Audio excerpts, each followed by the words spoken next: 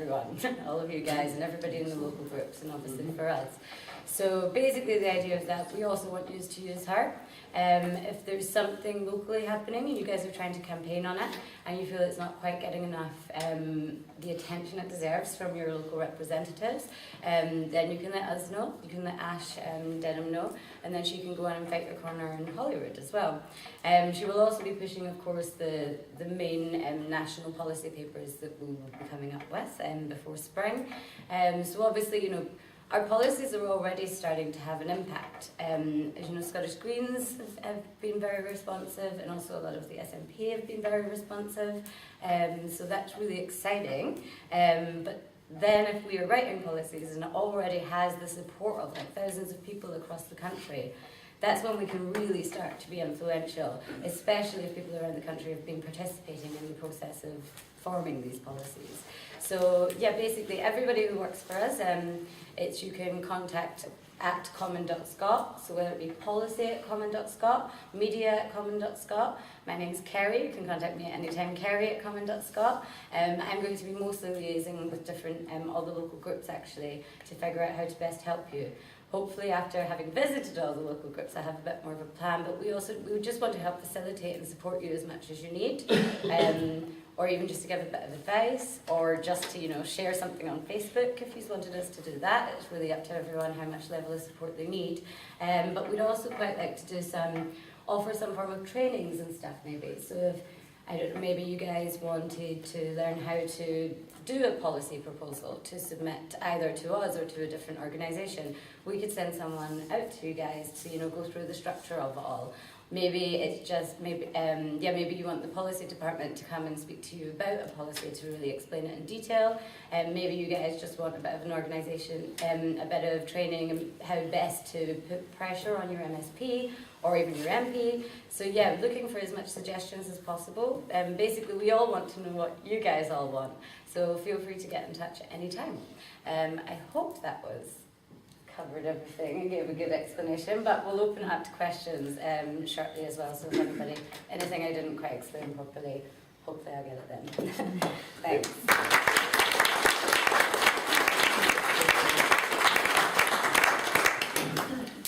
What questions? If we can do questions to me now, if you want. Or we can it's quite up to you guys. You can do your wee bit first, and then we can just do questions in general, or else.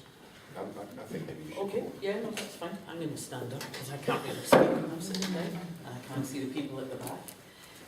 So tonight I've got my Commonweal hat on. Sometimes it's quite hard for me to remember what hat I'm wearing. As long as I go into the operating theatre with the right button. I mean, basically this is still just amazing that, you know, people are coming out, people are wanting to be in meetings and are wanting to be active. You know, we keep getting told we should know our place, we were thrashed, we should disappear. Well, one of the things is the parties don't disappear when they lose an election. Labour didn't disappear when they lost both 2010 and 2011. Now, they're doing a damn fine job of disappearing at the moment because they're chewing each other's legs off.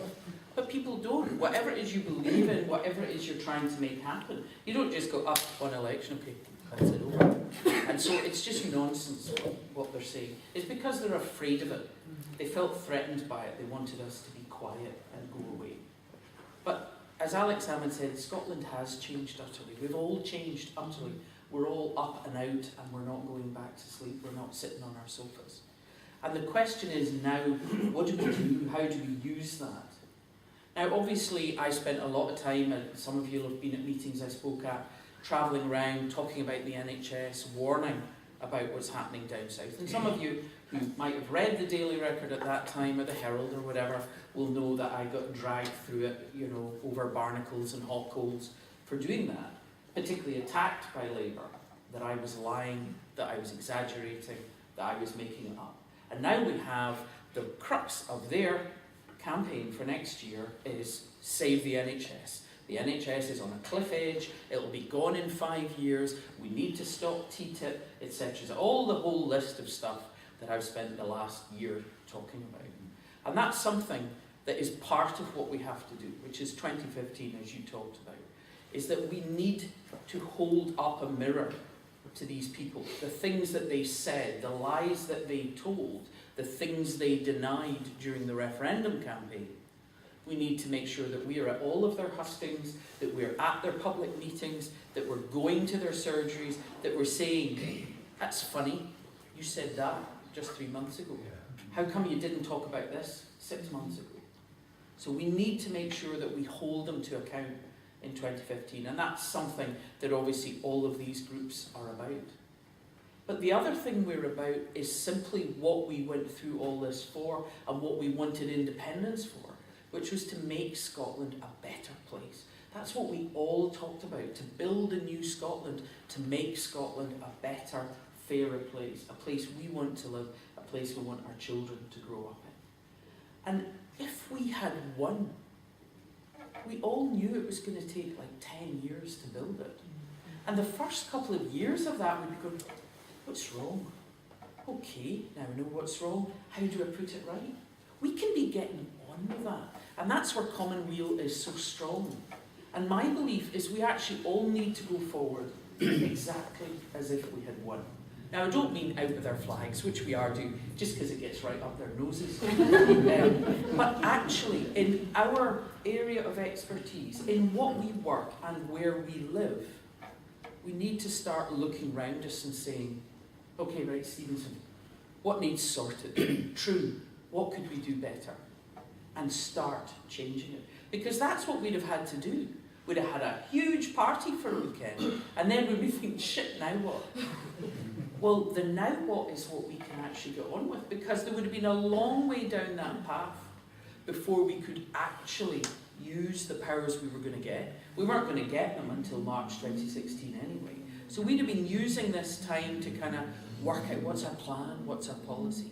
And there'll be bits of that that we discover, well, actually, if we use that power in a different way, we could actually make this happen. And there'll be other things where it will get intersected by the powers that we might get from the Smith Commission. They might be great, a lot of them will be a Trojan horse, they might be very little. But they will give us something, because they know that otherwise they're going to be dragged through the media. How big or how useful, we don't know. But we will be intersected by something. And eventually, our path will be intersected by independence. And that is what will take us the final kind of 100 miles. But the first bit, the digging the big hole and pouring the concrete in the foundation, the laying the first 6 courses of bricks, we can probably do that. And what will show the people who voted no is we can't get the windies in, because we don't control that. We can't get the roof on or the door. So the more we work towards a better Scotland and are able to show we can't do that because we don't control that, the more the people who voted no, the middle people who voted no, will think, well, actually, yes, it would be good to see that change. And to see Scotland change and see all the dynamism that has come from the last 2 years, not just focusing on shouting or flag waving or even driving them mental over the Westminster campaign, but actually working in our communities, that people see that the yes supporters are out there. Now obviously the food bank thing has caught on, but it has to go beyond that. You know, one of the things that I am interested in doing, and I would like to be active, is us thinking about health and well-being. There is nothing that people value more. You know, if you haven't got your health, you haven't got anything. Now I don't mean the National Health Service or the National Illness Service as it sometimes feels, because health is much bigger than a lack of illness. It's actually feeling well. And if we were to go round our community and ask everyone, do you feel well? We might be quite shocked at the answers we would get. And there would be different groups who do not feel well. We know the association with poverty, with deprivation, with poor educational outcomes, with useless life chances because you never got a decent start. But also our elderly, who are suffering as much from loneliness as physical illness. And maybe we actually need to, when we have these meetings in our communities, not just be going, right, well, the yes thing that we help is the food bank, which people are allowed to come to a few times. Maybe we actually need to think on our streets, in our tenement, among our neighbours and actually get Scotland back to being the communitarian society that it always was. Because that has disappeared in a lot of places. If you're in a well-off places, people come out, they get in their car, in the driveway, off they go. So they don't walk, they don't stand at the bus stop, they don't go to the shops in the high street, they're away to Tesco's or whatever. And maybe we need to reclaim that. And some of that is about, getting our high streets working again, getting our communities working, making sure we're using our community centres, and actually thinking about the people who are literally one arm's reach away from you. Because if you reach out and touch them, and they reach out and touch somebody else, then we're all holding hands. And that's what common weal means. It means the common well-being. And that's what we have to aspire to, because that covers everything. That covers children having a decent start. That covers childcare, not about getting women back to work, but childcare about giving children who maybe are not being read to, or told stories, or having someone singing, or someone making made-up fancy dress costumes, that by offering them early childcare, they get the chance to access what lots of other kids take for granted. So that by the time they start school, they're not a year behind, a year that they never catch up. Because that's what we face. We face generating more and more poverty in the future, more generations who have no chance. As a doctor, I deal with the generations that came from the 80s, from the terrible unemployment, the deindustrialisation of Mrs. Thatcher. That has left us an appalling legacy. What do you think the food bank generation is going to leave us in 20 years' time? Children who are sitting in an unheated home in the winter, eating cold food. We think we're great. The food bank gives out cold packs for people who can't cook their food or even boil a kettle because they can't afford the electricity. I mean, that is just gobsmackingly shocking. And while we need to be out pushing the campaigns and making a noise about it, we also need to be thinking about what we personally need to do. So it's all very well for us to talk about the bankers and the wealthy and the people who are far away down in the City of London. We also need to look at, well, what do I have and what could I share and what could I do? And is it knocking on the door of a neighbour and saying, do you want me to pick up your shopping? Could I tidy your garden? Gets kids involved in visiting older people. What we don't want is our older people all stashed in retirement villages, which is a thing that's being talked about here like they have in the States. We need to get away from that idea where you have estates with young families and estates with old people, homes with it. Let's tidy people away into ghettos, and we need to rebuild and take control of our communities. Because that's the way that we're going to change Scotland, literally knitting it from the bottom up. So we need to do both campaigns. We need to hold them to account for Westminster. We need to push them on the things they said, the things they promised. We need to push Holyrood. What you mentioned, what Kerry mentioned, the land reform and community empowerment bill, they are not strong enough as they stand at the moment, and they are an enormous opportunity. The community empowerment bill, which would make community councils actually a place of power, which means far more of our population could be involved directly in politics as local community councillors, with a budget, with the ability to change your local community, with a play park, with decent cycle paths, whatever it is.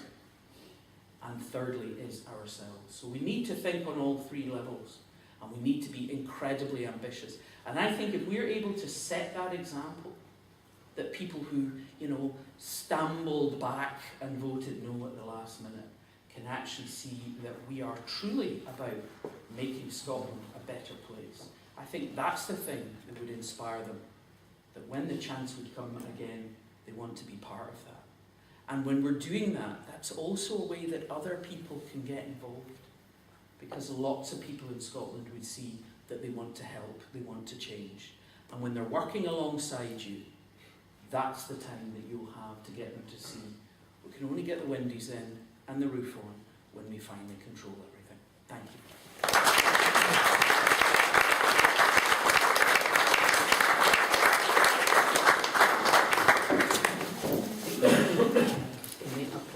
Yeah, what, Can Can I make a plug to the ladies? I've organised a Women for Independence rally in Troon Concert Hall on Sunday from 12 to 4.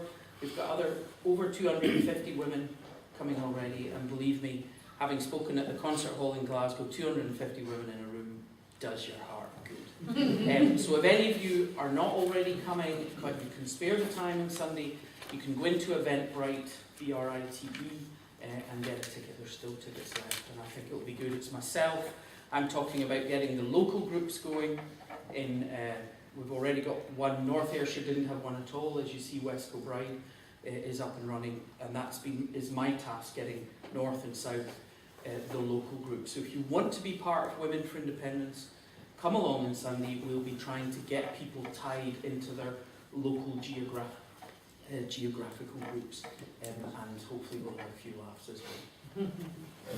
Right, thanks very much, guys. That was excellent. Before we do questions, I made a wee mistake earlier.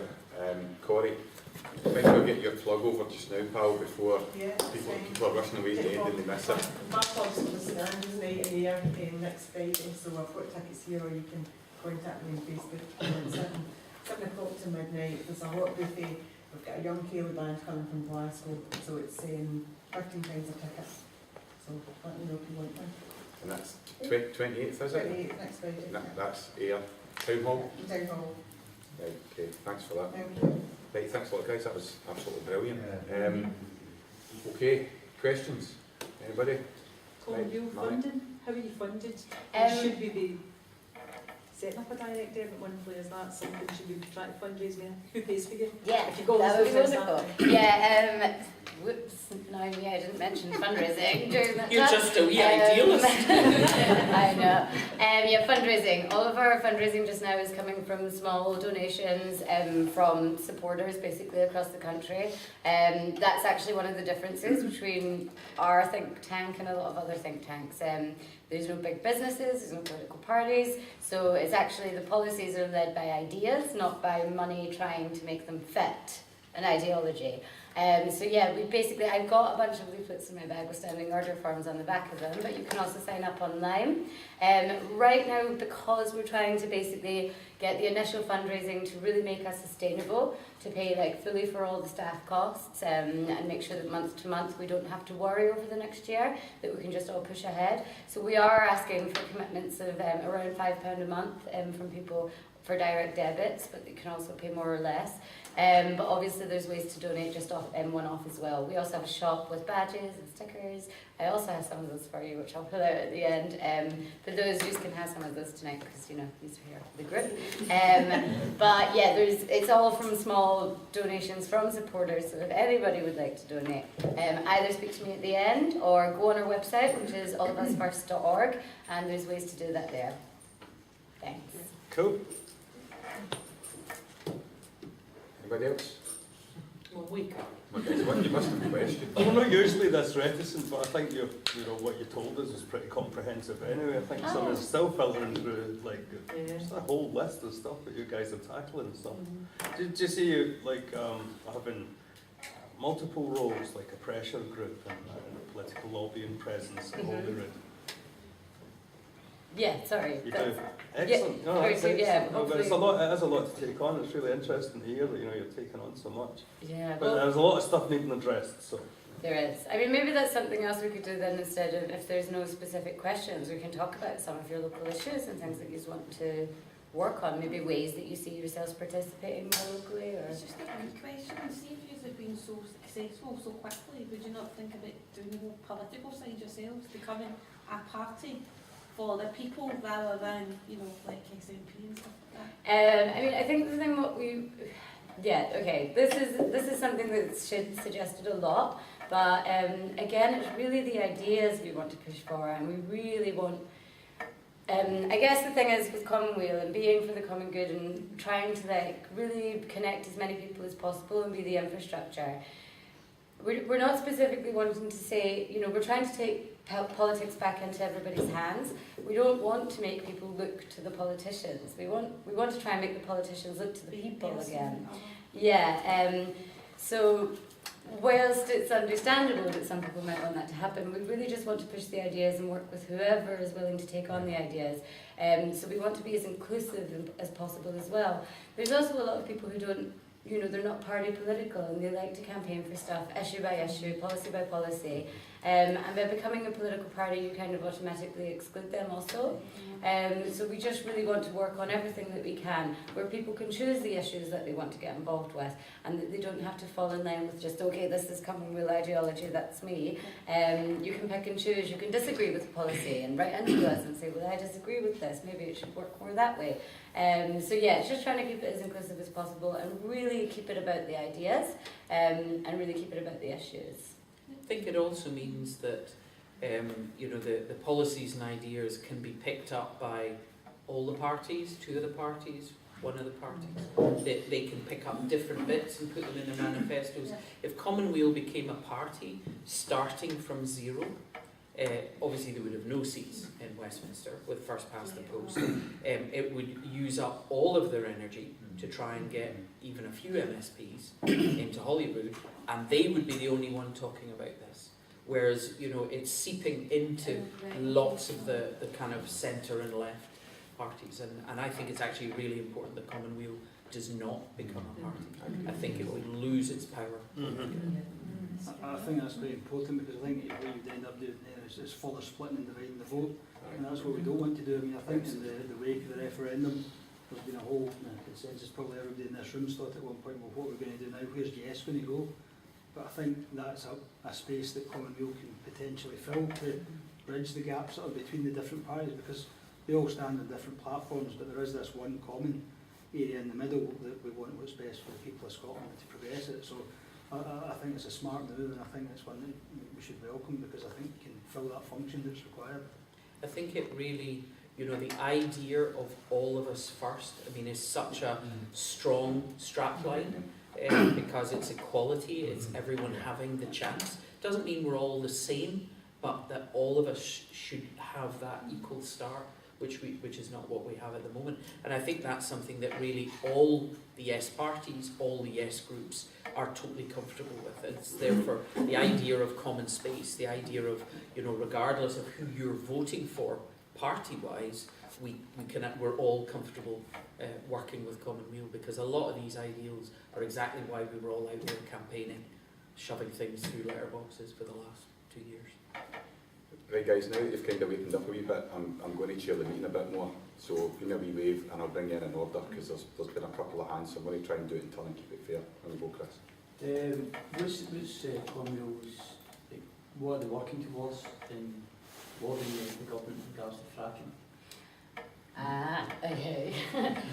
I unfortunately do not work for the policy department, and that is, yeah, unfortunately, I unfortunately can't give you an answer to that specifically right now. I actually was asked this yesterday. I've been at a couple of different meetings around the country the last couple of days, so I haven't even had a chance to speak to the policy department about this. I know that we do have a stance, and I can't imagine. I think it's generally against. I can't imagine what would be Or fracking. at least in the sense of there should be a moratorium at the moment. We do not know that this is safe. We do not know the safest way to do this, and how it has been done. That literally a week after the referendum, licences were just sold off without even a phone call to the Scottish Government is almost that communities feel that they are being abused. They feel molested, that literally their sovereignty has been taken away. And the idea that someone could just come in and frack under you, and you wouldn't, they don't need to inform you, and you wouldn't know about it until you could light your tap. Yeah, I'm at college up in Falkirk where it's all happening, and everybody's talking about it in college. You know, you speak to people initially that haven't looked into it, it's like, but we're going to get money. It's like, what, is that before or after your house sales? Or before or after you drink your water and your kids are putting in hospital because you don't know what they're drinking? Or right, you know, alarm bells start going off and you start looking into stuff. But it's frightening, because that's when they're going to be hidden, and it's, you know, you look on the news tonight and anyone else is saying, oh, we've got 640 million pound investment. Half of that's for the Westminster government alone. You know, it's all, Well, one of the That's exactly what you're saying. You're talking about the newsreel getting put on in the morning. It's giving you facts. It's giving you proper information. BBC or any of us investing $1 billion. I don't know. Well, I can tell you, whereas I can't tell you if there's a specific paper being worked on for fracking. I can tell you it probably feed through a couple of the different ones. I mean, definitely our energy policy is moving forward to sustainable energy, and fracking definitely isn't sustainable or like environmentally friendly. So I know, whilst it might not be a particular paper, it won't align with any of the other papers, and that would be something where the common space is good. In terms of like organising a campaign against it, we can certainly help and fight the campaign against it with you guys, and help it to get more coverage through whatever we cover, and also hopefully putting on some more meetings. If you guys want someone to come and speak to you about it, I'm sure you are good enough to get a speaker along. Hopefully once the Common Space launches, we can all be spreading more information together. Can I just flag up that one of the things that's going to make the fracking a bigger issue, obviously fracking is also something where we might be campaigning with people who voted no. So again, it gives you an opportunity to be in company, to be working together, and to get them to see that actually that wasn't the right decision. But the other thing that makes this more scary is TTIP, which is the free trade agreement. And as you know, there was a meeting, I see some of the people who were there earlier in the week, which is this free trade agreement between the EU and the US. And part of that is this investor-state dispute settlement, which is that if a government make any decision that could limit future profit, then they can be sued by these companies. And they can be sued for billions. And even if it took them a decade to win, or they didn't win, they would tie our government up. Now the problem is these licenses, like INEOS's, they've already gone out. They were just sold off like that. So if the Scottish Government, after TTIP, which is meant to come in by the end of next year, if that comes in, and it comes in its current form, with this ability of companies to sue governments, then if our government was to say, no, we're having a moratorium, they could be sued by INEOS, they could be sued by these other multinational companies that have bought these licenses. And the other thing that they can do, obviously I spoke a lot about the threat to the NHS of American companies coming in and taking over some of the private aspects of NHS, particularly in England. But also things like public health. They're suing, Philip Morris are suing Australia for plain cigarette packaging. They could sue us for, we want to do that, minimum price alcohol, they could sue us. So suddenly your government loses control of public health measures. They lose control over things like what has to be put on food labelling, all of this kind of stuff. So these are two big things, fracking and TTIP, which are actually much more multinational. They're global issues that we also have to fight locally. And they're things that there will be lots of people completely across the political spectrum wanting to fight, and where you will find yourself interacting with people that you would not find as common bedfellows or who were absolute no's. And again, it's an opportunity that if we behave ourselves, if we talk rather than shout, where you can influence these people. Great, thanks for that. I'm going to come to Bill. You had your hand up a while ago, Bill. Thanks. I was just kind of reminding my ear there as we were talking about teaching that it could also, of course, be a mechanism through which Westminster could control another devolved government and tying it up and keeping it busy on the wrong things, if you like, if you're not careful and holding to account. I really just wanted to say that I discovered the Commonweal sort of somewhere through the middle of the campaign, never having been a member of a political party, or still not, but was an active campaigner. Discovered the Commonweal and I thought, this is actually what I've been looking for all of my adult life, really. And one of the things I really like about it is, I worked in education, I still work in education, and the policy on education, policy paper on education was written by a guy I know pretty well. It's a really good paper. But one of the things I like about what Commonweal does is it's hugely informative, and it's based on solid research and expertise and knowledge and so on. but it's also pulled together into what is very readable format. So the Commonweal book, if you haven't seen it, it's a fantastic book, and it just distills all of the sort of social